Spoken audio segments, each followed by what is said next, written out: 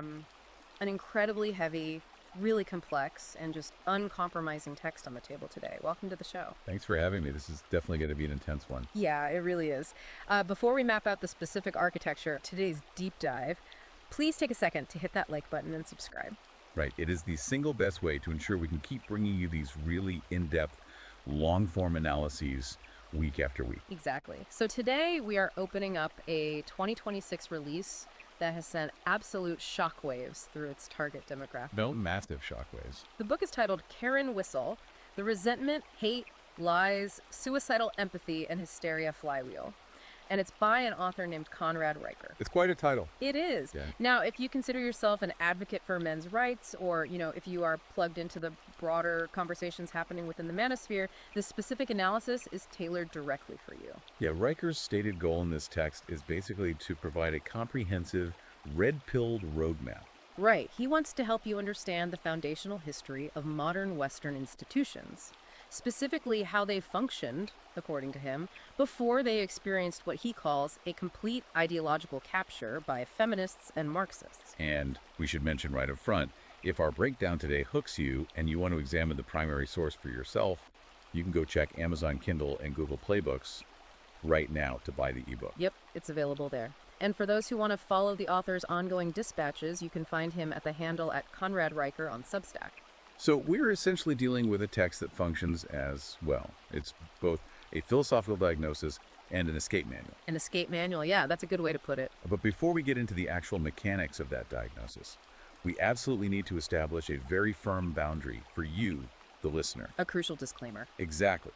The text we are analyzing today contains highly politically charged, deeply controversial, and explicitly right-wing content. The rhetoric used to frame modern social dynamics is aggressive. It is uncompromising. Very uncompromising. And our job today is strictly to act as impartial guides. We are not taking sides here. No. And we are not endorsing the viewpoints, the philosophy, or the political conclusions drawn by the author. Our sole mission is just to dissect the arguments, map out the ideological frameworks, and examine the historical touchstones the author uses to build his case. Right, so you can objectively understand the architecture of his claims without us putting our thumb on the scale. That neutrality is critical because, honestly, the scope of Riker's argument is massive. It covers everything: economics, law, psychology. Right. We can think of the structure of this book almost like an escape room or maybe a heist movie. Riker is attempting to show his readers that they are trapped in a system, then he is identifying the guards of that system, and finally he points toward the exit. So let's start with the nature of the trap itself. The foundational premise of Karen Whistle rests on this sweeping civilizational dichotomy. On one side, Riker places what he calls the logos. Yeah, the logos. And he defines this not just as logic, but as the divine, objective reason that structures the cosmos. Right. In his framework, the logos represents the masculine principle. It's about order, rigid hierarchy, empirical truth. And he argues that this is the specific operating system that men utilize to build Western civilization. Oh, right. The engineering, the infrastructure, the medical breakthroughs, all of it. The rule of law. The contrast he sets up against the logos is what he terms a modern gynocentric order. Gynocentric meaning centered around women. Exactly. And he defines this opposing force as being driven entirely by pathos. Emotion, subjectivity, empathy, and ultimately resentment. Resentment is a huge theme for him. It is. Riker's core assertion here is that this gynocentric order is not interested in coexisting with the logos. Rather, it is actively and systematically dismantling. And by dismantling the masculine principle of order, he argues it's dismantling civilization itself. What makes his approach to this so striking is that he doesn't just, blame modern social media dynamics. He digs deep into mid-20th century political philosophy. Right. He specifically points to the Frankfurt School to explain the origin of this ideological shift. He zeroes in on a very specific text from 1965. It's an essay by Herbert Marcuse called Repressive Tolerance. Riker actually elevates this essay to the status of a tactical Bible for the modern progressive left. He does. Most people listening might be familiar with the modern buzzwords of social justice, but Riker is telling his readers, look, if you want to understand why the rules feel rigged against you today, you have to read Marcuse. The way Riker utilizes Marcuse is a fascinating rhetorical inversion, because Marcuse was a prominent Marxist philosopher associated with the New Left. Right. In Repressive Tolerance, Marcuse argued that in a highly unequal society, traditional objective tolerance, meaning tolerating all viewpoints equally, actually just serves to reinforce the oppressive status quo. So, to achieve true liberation, Marcuse posited that society must practice a liberating tolerance. And what did that specifically mean? It meant extending absolute limitless tolerance to left-wing, revolutionary, and marginalized movements while simultaneously being entirely intolerant of right-wing, reactionary, or traditionalist movements. Marcuse explicitly argued for the withdrawal of free speech and assembly rights from groups promoting what he viewed as oppressive policies. Exactly. And Riker takes that academic theory from 1965 and maps it directly onto the 2026 cultural landscape. He is telling his audience that they are not experiencing hypocrisy. They are experiencing Marcuse's philosophy operating exactly as intended. He uses this to explain the glaring double standards in modern institutions. Right. According to Riker's framework, this is why a feminist professor can post extremely aggressive, hostile rhetoric about men on social media and retain her university tenure. While a man in corporate America can be instantly terminated for simply stating that biological differences exist between the sexes. The system is not malfunctioning. That's his point. It is enforcing a one-way ratchet of tolerance designed to protect the gynocentric ideology while ruthlessly silencing any expression of the masculine logos. And he traces the enforcement of that ratchet straight into the intellectual bedrock of academia. Riker is fiercely critical of modern universities. Fiercely. He argues that they have fundamentally abandoned the pursuit of objective truth, essentially functioning as ideological compliance centers. To illustrate this, he contrasts two distinct ways of understanding reality. First, he points to Aristotle's law of non-contradiction, which is the absolute foundational rule of Western logic. It states A is A, and A cannot be non-A at the same time and in the same respect. Right. A thing cannot be true and false simultaneously. This is the bedrock of the scientific method and empirical observation. But Riker claims that universities, driven specifically by humanities and gender studies departments, have systematically replaced Aristotle with a framework called standpoint epistemology. For anyone not deep into academic theory, let's unpack that term. Epistemology is simply the study of how we know what we know. And Riker argues that standpoint epistemology is the idea that an individual's designated position within a hierarchy of oppression grants them a special, unassailable access to truth. In this model, subjective feelings, the lived experience of a designated victim, actually override empirical data and constitute objective reality. The implication of that shift is profound when applied to law and culture, which is exactly where Riker takes it. If a woman subjectively feels harassed or threatened under the framework of standpoint epistemology, a transgression has objectively occurred. Regardless of the empirical facts, the intent, or standard due process, the feeling itself generates the reality. Riker views this not as a progression toward a more empathetic society, but as a severe regression. He likens it to a form of pre-rational animism, a state where logic and empirical evidence are routinely sacrificed at the altar just to appease the subjective emotional state of a specific demographic. That epistemic shift moving from objective logic to subjective emotion sets the stage for one of the most provocative claims in the book. Yes, the evolutionary psychology argument. Exactly. Riker uses evolutionary psychology to explain the aggressive behavior he observes in modern feminism. He introduces the concept of the shit test, which is a term quite familiar within the manosphere, but he applies it on a massive macro-civilizational scale.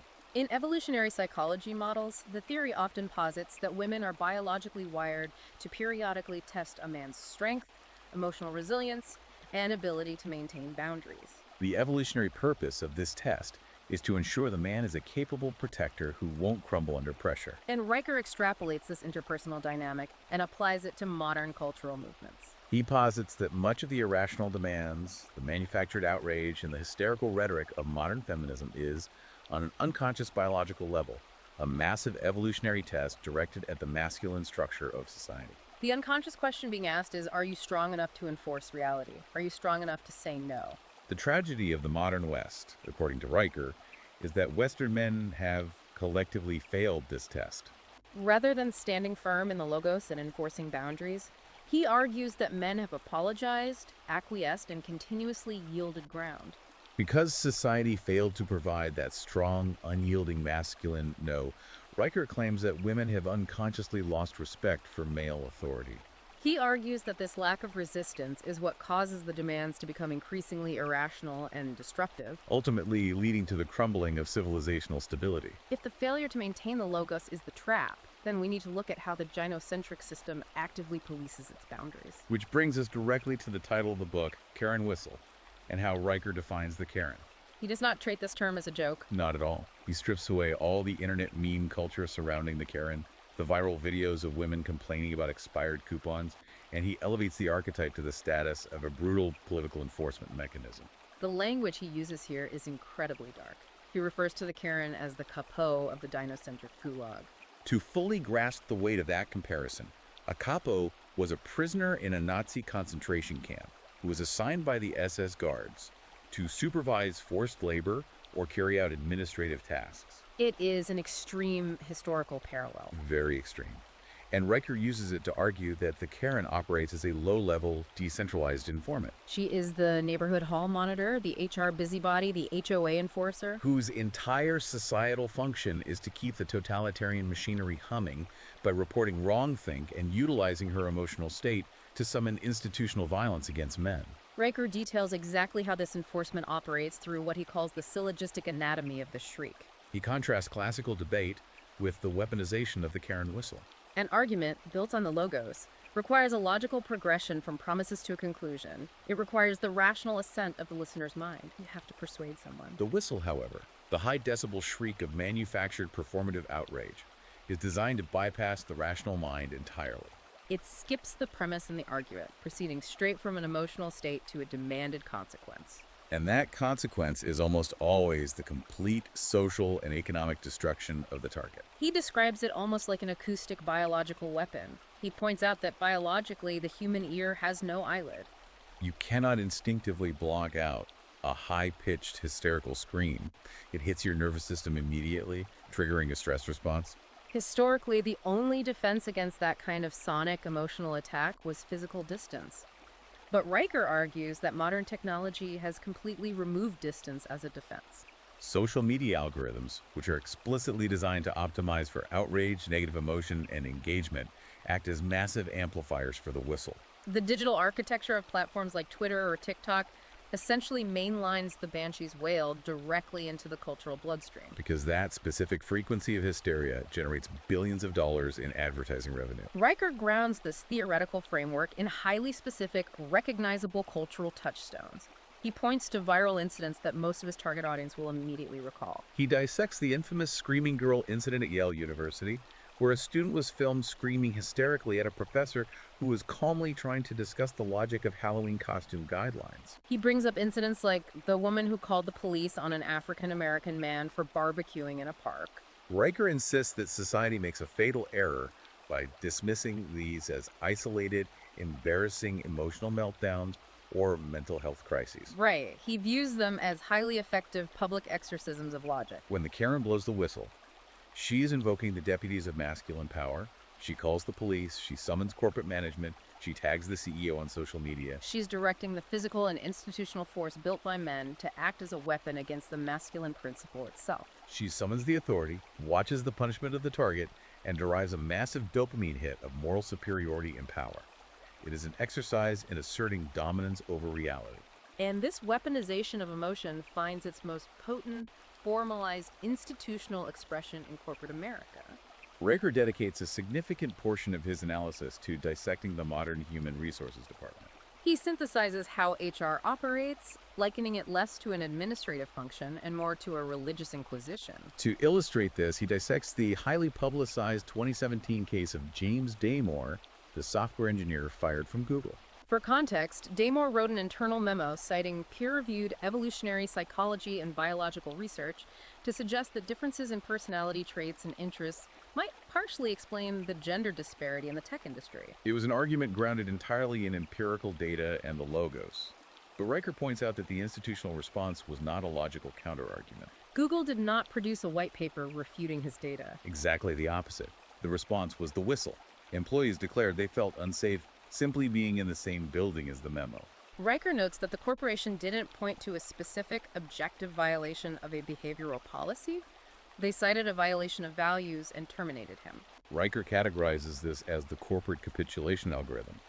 Here is how the formula works. An accusation is made, the whistle blast of manufactured outrage is deployed on internal networks or social media, and the employee is swiftly fired without due process or chance to defend the logic of his statement. Simply to appease the emotional hysteria of the collective hive. The actual content of the dissenting speech is entirely irrelevant in this algorithm. The mere existence of dissent, the audacity to introduce the logos into a space governed by pathos, is treated as heresy.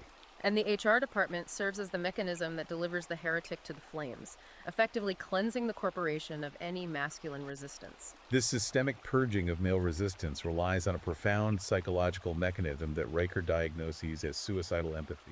If the trap is the gynocentric system and the guards are the Karens, suicidal empathy is the psychological conditioning that convinces the prisoners to lock their own cell doors. Riker describes this as a fundamental biological vulnerability inherent in men, the noble, deeply ingrained evolutionary instinct to protect women from harm and alleviate their distress. He argues that in the modern era, this protective instinct has been expertly weaponized against men. Through relentless cultural conditioning in media, education, and entertainment, men have been convinced that protecting women means willingly legislating away their own rights, their own spaces, and the future prospects of their sons. It is a psychological warfare operation where a man's own shield is continually used to bash his head in. Riker says that men are constantly told to be good, to be allies, but the modern definition of good has been entirely rewritten. It's been rewritten to mean acting as a docile lamb, willingly led to the slaughterhouse of their own disenfranchisement. That weaponization of empathy creates a profound society-wide cognitive dissonance. Riker brilliantly captures this paradox with the term Schrodinger's agency. Taking the concept from quantum mechanics, Schrödinger's cat being simultaneously alive and dead until observed, Riker applies this to the contradictory narrative modern culture constructs around women. He points out that society demands its citizens simultaneously hold two mutually exclusive states of female existence in their minds without questioning the friction. Let's map out that paradox. On one hand, the cultural narrative demands absolute reverence for the girl boss. This is the archetype of an omnipotent, fiercely independent, highly capable deity who can run Fortune 500 companies, command military units, and needs absolutely no assistance, guidance, or protection from men. But on the very same hand, the exact moment a woman faces adversity, professional criticism, or the negative consequences of her own choices, the narrative instantly flips. She is immediately reframed as a fragile, wilting victim who has been deeply traumatized by microaggressions, structural biases, or incorrect pronouns. The utility of Schrödinger's agency for the gynocentric system is that it creates an unfalsifiable narrative, which is a hallmark of cult logic. It allows the system to claim all the spoils of success, competence, and power as evidence of inherent female superiority, while simultaneously externalizing all failure, accountability, and eroticism onto an invisible, omnipresent scapegoat. The patriarchy. Exactly. Riker argues that this paradox effectively strips women of what he calls the dignity of consequences. He brings some incredibly intense receipts from the legal system to illustrate how this stripping of consequences plays out in reality. He points to the courtroom to show how society artificially insulates women from the logos of justice. He uses the Jodi Arias trial as a prime example. Arias premeditated a horrific, brutal murder. She stabbed her ex-boyfriend 29 times, slit his throat, and shot him in the head. Yet, despite the cold, calculated nature of the crime, her defense team's strategy leaned heavily on claiming battered woman syndrome. They attempted to utilize Schrödinger's agency, painting her as the ultimate fragile victim of male abuse to escape accountability for a meticulously planned slaughter. He also brings up cases like Deborah LaFive, a schoolteacher who engaged in the statutory rape of a 14-year-old boy. Her defense attorney famously argued to the judge that she was too pretty for prison, leaning entirely on the protective instincts of suicidal empathy. She walked away with probation without spending a single second behind bars. Riker looks at these glaring disparities in the justice system and argues that this leniency is not a form of societal mercy. By placing women on this artificial, consequence-free pedestal, society treats them like overgrown toddlers who are fundamentally incapable of governing their own moral impulses, while simultaneously handing them the steering wheel of the entire civilization. It is a recipe for catastrophic systemic failure. The analysis then shifts from the psychological and legal realms into hard economics. If we're mapping out the escape room, this is where Riker explains how the prison is funded. He explores this under the concept of the parasite's logic. He bluntly asserts that the modern welfare state does not function as a safety net. It functions primarily as a massive, gendered wealth transfer mechanism. To anchor this highly controversial claim, he turns to economic data, specifically citing a comprehensive 2013 study conducted by the UK's Taxpayers Alliance. According to the analysis of this data, men pay roughly 72% of the net income tax in the United Kingdom, while women pay only 28%. He supplements this with references to similar studies conducted by the New Zealand government. Riker interprets this macroeconomic data to argue a stark class division. He defines men as a demographic bloc as net positive contributors. Over their lifetimes, they pay significantly more capital into the state apparatus than they consume in services. Conversely, he categorizes women as a demographic bloc as net negative taxpayers. Over their lifetimes, through greater utilization of healthcare, education, welfare, and state pensions, they consume vastly more government resources than they contribute in taxes. Based on this interpretation, Riker concludes that the modern state is effectively an extraction machine. It leverages the threat of institutional violence, the IRS, the police, to forcibly move resources from the pockets of hardworking men, whom he labels the host class, directly to the parasite class of women, who reliably utilize their voting majority to demand even higher taxes and greater state expansion to subsidize their consumption. This economic critique seamlessly extends into his analysis of corporate diversity, equity, and inclusion programs. Riker entirely dismisses the notion that DEI is driven by a moral imperative for fairness. He rebrands DEI initiatives as corporate damsel in distress protocols. The underlying premise of these programs, he argues, is the complaint that women are being oppressed by the ruthless, subjective, meritocratic nature of the free market, the logos. In response to this complaint, the modern corporation plays the role of the white knight. It steps in to forcefully engineer equity by mandating hiring quotas and diversity targets. Riker argues that this dynamic fundamentally forces the free market to artificially subsidize female employment and vast layers of administrative bloat. More perniciously, he claims it actively handicaps male competence, denying promotions and positions to highly qualified men simply to balance a spreadsheet. He views DEI as the institutional enshrinement of mediocrity, driven entirely by the host-parasite economic dynamic. This extraction of resources isn't just limited to the tax code or corporate HR departments. Riker argues it has evolved into a hyper-efficient digital architecture. He explores this in a scathing chapter on what he dubs the simp economy. He looks at platforms like OnlyFans, Twitch, and various social media ecosystems, and he does not see them as neutral technological innovations or harmless entertainment. He views them as the financial superstructures of a gynocentric digital prison. Let's break down how he thinks this prison operates. These platforms are designed to extract capital from a very specific demographic, lonely, disenfranchised men. Men who have been progressively deprived of actual physical community, profound purpose, and real-world intimacy. In exchange for their hard-earned resources, these men receive absolutely nothing of tangible value. They receive what Riker calls, or sets, parasocial intimacy. For those unfamiliar, parasocial refers to a one-sided relationship where one person extends emotional energy, interest, and time, while the other party is completely unaware of their existence. It's an illusion of connection.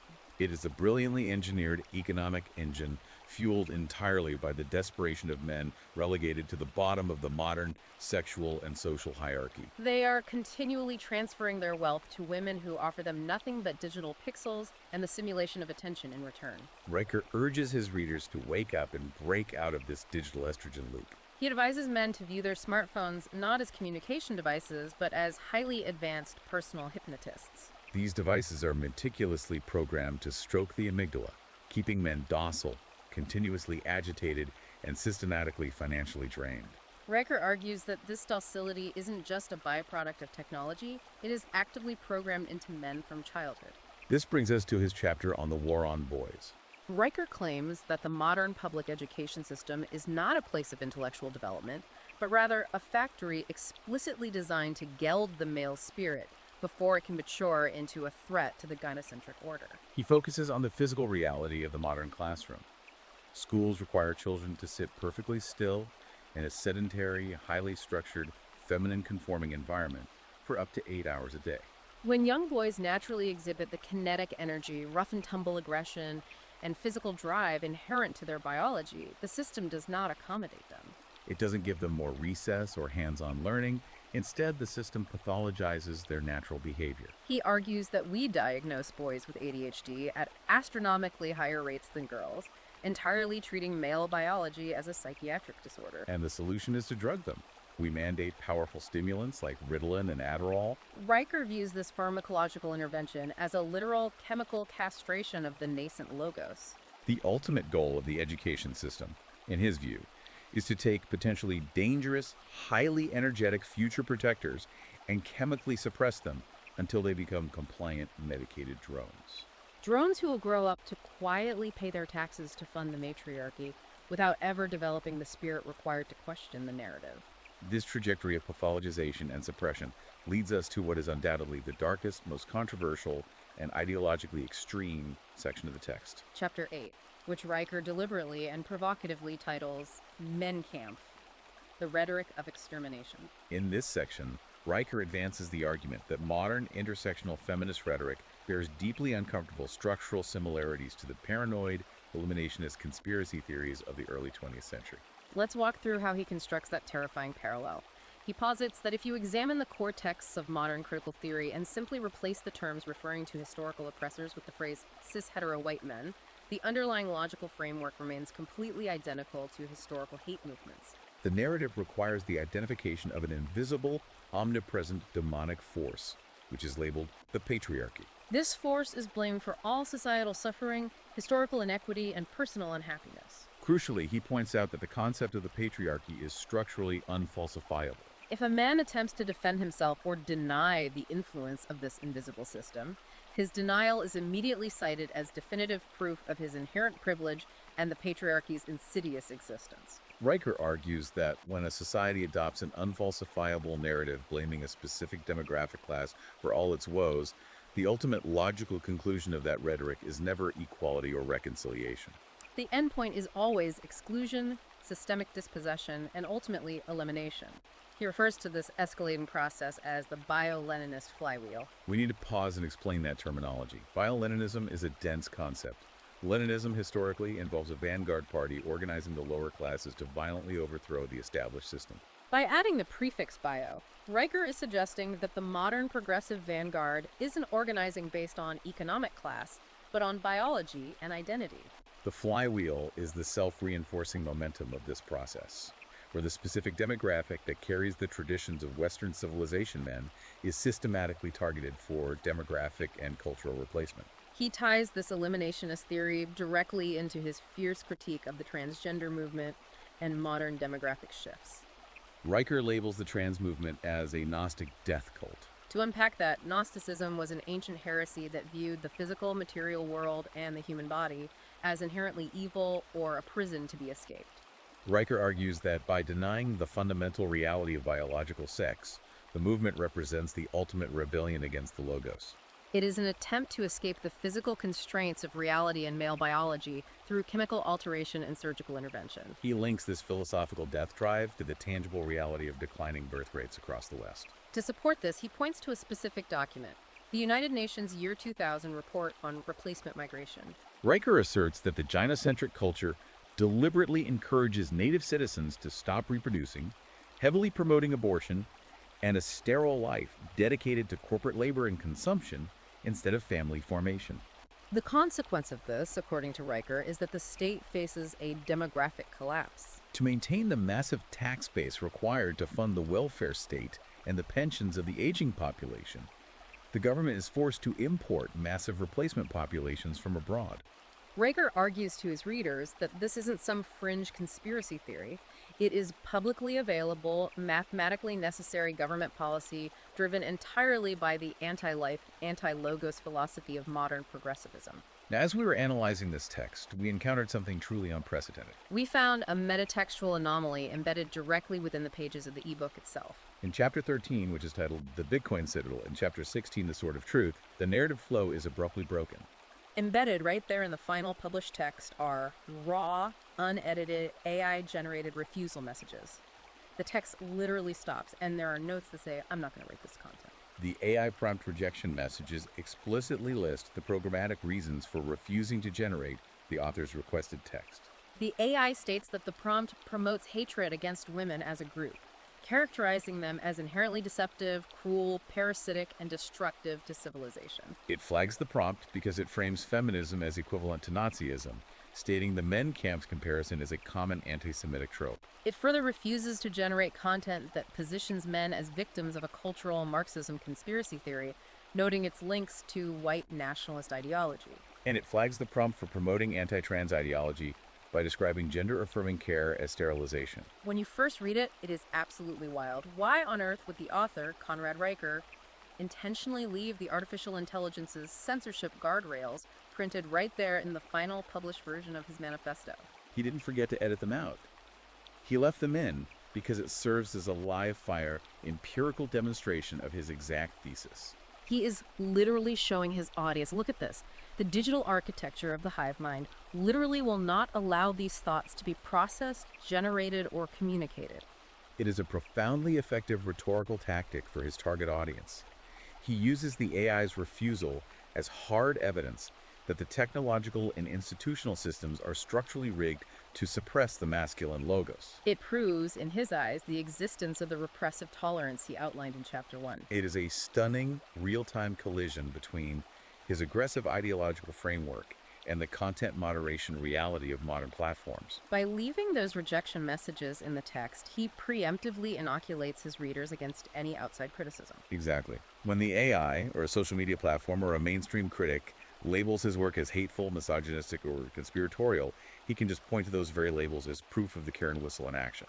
He argues that the system is desperately trying to silence the truth by deploying algorithmic HR policies because it cannot logically refute his argument using the logos. It reinforces his core assertion that men are living in a rigged casino where the house always wins. Which brings us to the final act of this escape room scenario. If we accept his premise, if the game is rigged, if the institutions are entirely captured, if the legal system is compromised, and if the very AI algorithms refuse to process your philosophy, what is the rational response? How does a man operate in this environment? Riker's roadmap for his readers begins with a primary, uncompromising directive: starve the beast. The core of the solution is radical, unyielding refusal.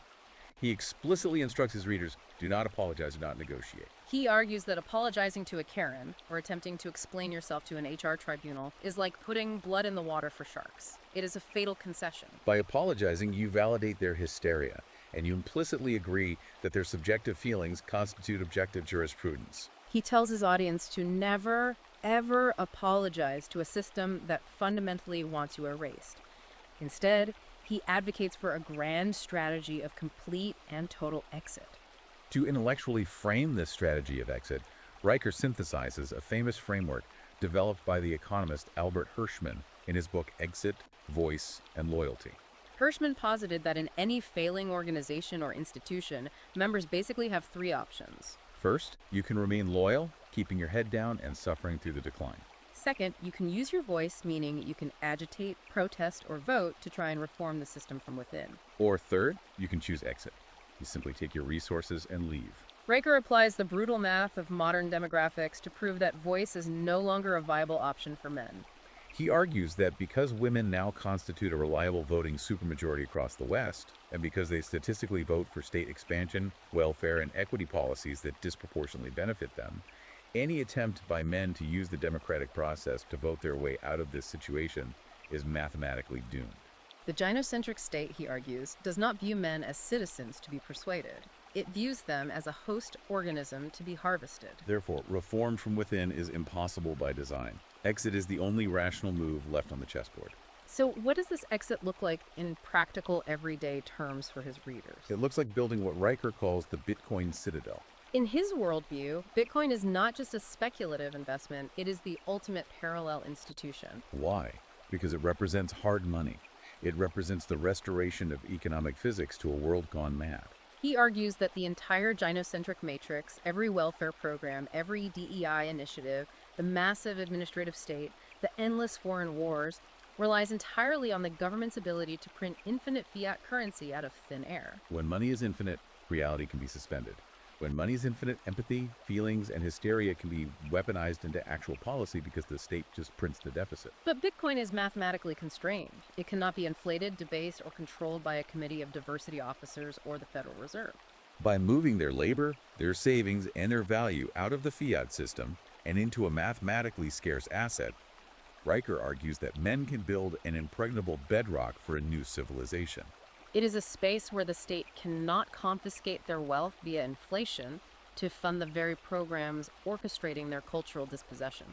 Building upon that foundational financial independence, Riker calls for the construction of what he terms the New Jerusalem. This involves a comprehensive, multi-layered withdrawal of consent from all modern institutions. He advises men to execute a matrix divorce.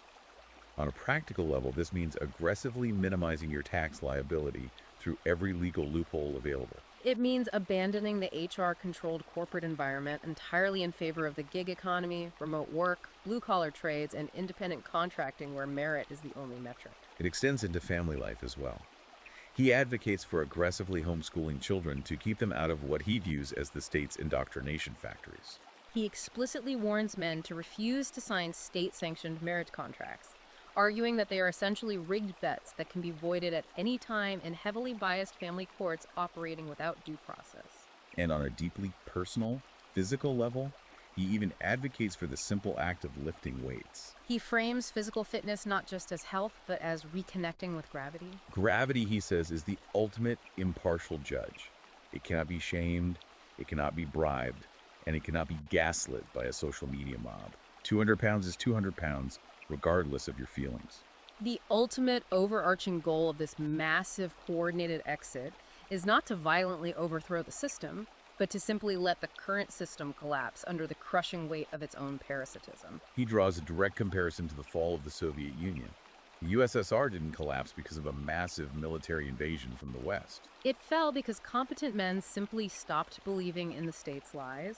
They engaged in the black market, they built parallel structures, and they withdrew their spiritual and economic consent until the state apparatus simply rusted away into irrelevance. Riker envisions that out of the inevitable ruins of the current, hyper-financialized civilization, men can construct a new society. A society based once again on Aristotelian logic, ruthless meritocracy, complementary gender roles, and the nuclear family as the unbreakable atomic unit of social organization. He views this entire roadmap not as a retreat or a surrender, but as the strategic, necessary reclamation of life force from a dying, parasitic empire.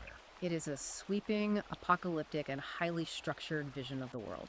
As we conclude this deep dive into Conrad Riker's Karen Whistle, we have meticulously mapped the contours of a worldview that interprets modern society as an existential battleground. A battleground between the masculine logos and the feminine pathos, where empathy has been structurally weaponized and every major institution has been captured. We've explored the complex economic, psychological, and legal architecture the author uses to construct this red-pilled roadmap. And as we maintain our impartial stance, our objective is to help you observe the profound sense of alienation, the systemic distrust, and the intense desire for an exit strategy that fuels the massive demand for this kind of literature. We've covered immense ground today. We unpacked the mechanics of the gynocentric ratchet, we analyzed the anatomy of the whistle, we explored the paradox of Schrodinger's agency, The economics of the simp economy, and the radical financial call to build the Bitcoin citadel. It is a dense, unapologetic text aimed squarely at men who are actively looking for a way out of modern cultural norms. which leaves you, the listener, with a final provocative thought to mull over as we sign off. If we accept the foundational premise that human civilization truly requires a delicate, constant balancing act between the logos, the masculine drive for rigid order, logic, and hierarchy, and the pathos, the feminine drive for empathy, inclusion, and social cohesion, what actually happens to a society when it attempts to permanently declare one of these fundamental forces toxic? Does the pendulum inevitably swing back with equal and opposite violence, as this book seems to suggest? Or does the complex clockwork of society simply break entirely, leaving us unable to communicate across the divide? It's a question of civilizational mechanics that goes far beyond any single internet meme or transient political debate. That is a brilliant and unsettling question to end on. A huge thank you to everyone for joining us on this intense journey today. If you found this breakdown valuable and you appreciate us tackling these complex subjects, Please don't forget to like and subscribe to the show so we can keep bringing you these deep dives. And one last reminder, if you want to explore the source material and judge its arguments for yourself, you can check Amazon Kindle and Google Play Books right now to buy the ebook Karen Whistle. And you can follow the author at Conrad Riker on Substack to see where his analysis goes next. Thanks for listening, and we will see you next time.